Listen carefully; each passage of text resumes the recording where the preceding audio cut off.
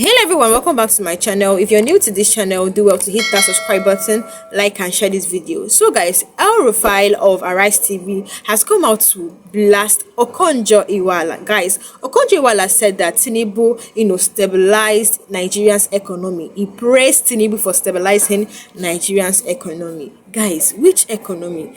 Because if Tinubu is doing something in this country, if he actually stabilized Nigeria's economy, people will see it and people will praise him. Rufia did not hold back. He said, how can an economy be stable when Nigeria borrows heavily with debt to GDP level climbing above 50%? So you can see that what Okonjo Iweala is saying doesn't even make sense. I feel you're just coming out to praise something that you know he's not doing it. You're just coming out to praise it maybe for personal gains, because everybody knows that in Nigeria today the economy is scattered.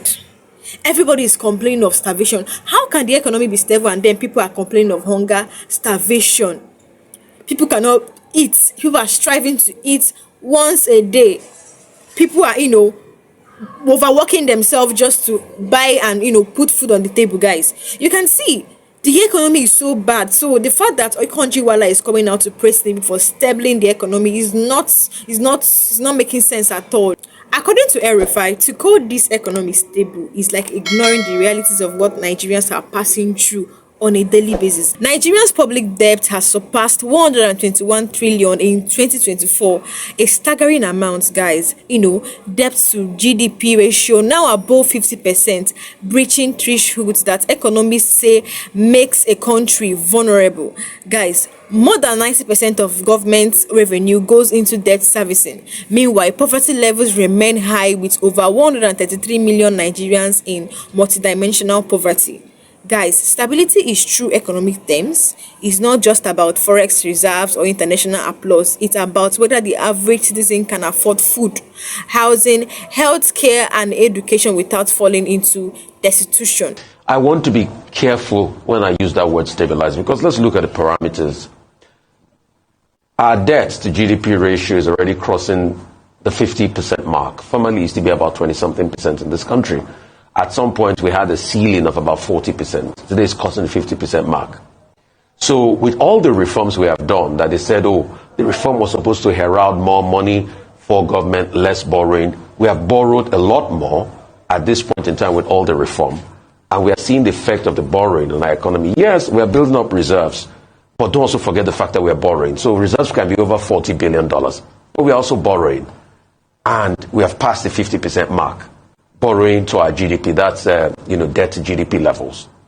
When you also look at the parameters, stabilizing, this government has constantly made the argument that, that the Naira is stabilizing, find the level of convergence. But I want us to introspect and look at that and narrow down.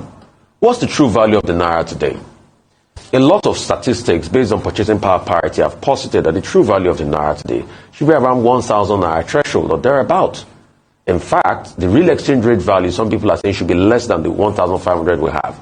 And don't also forget that we are doing a managed float. So this 1,005 something we have is still because the government still intervenes in the market as at when due. But at least the disparity at which they are intervening is a lot different from the earlier regimes we used to have, which was just a fixed exchange rate and we have to defend to a fixed exchange rate, threshold. When you also look at the parameters as regards inflation, we still have very high inflation in this country. But also the inflation numbers currently doesn't even show the picture of what was happening, because based on the former parameters, inflation plateaued at about 34%. And we had to rejig the way we calculated inflation and the inflation basket for the numbers to come down. But even if the headline inflation keeps going down, we've had some trickle down in the numbers. When you look at the month-on-month inflation, it's another story entirely. The cost of things are still going down. You have a pass-through effect of this inflation into the economy.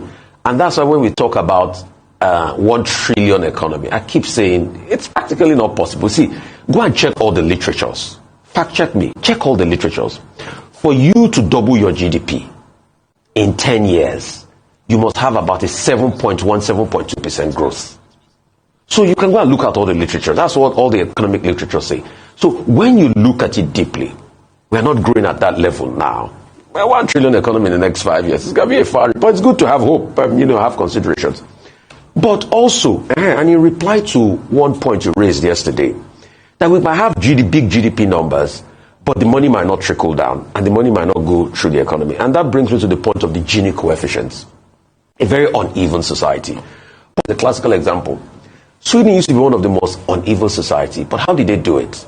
To become the level at which they are, they taxed a lot of the rich, worked a lot of wealth redistribution, increased wages, increased skill of the workers, ensured that unions became stronger, give a lot more rights to the people to be able to balance out the economy. And that's why when you go to an average Scandinavian country today, tax rates are on the increase to be able to take money and pressure off the rich. So I think to a large extent, apart from conditional cash transfers like Okonjo Iweala is talking about, to be able to remove the effect of all of these policies and all of that, we should now have a proper wealth redistribution mechanism.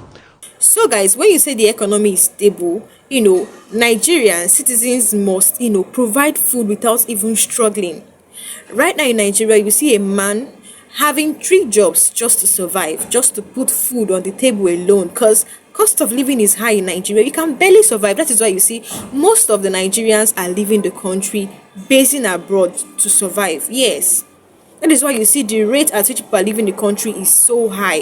And then stability is, when you say the economy is stable, people can provide food, their basic needs at least. I'm not talking about wants now. So in Nigeria today, it's very hard for someone to provide his or her basic needs. This is what Nigerians are passing on a daily basis, guys. Not just the economy. Yes, when you come down to insecurity, see, there are many problems Nigerians are facing through that I feel the government needs to look into. But today in Nigeria, they overlook this problem, feeling like it's normal. Guys, it's not normal. Something has to be done about this thing. So guys, let me know your thoughts under the comment section. Drop a comment below. Don't forget to hit that subscribe button, like and share this video. Thank you for watching.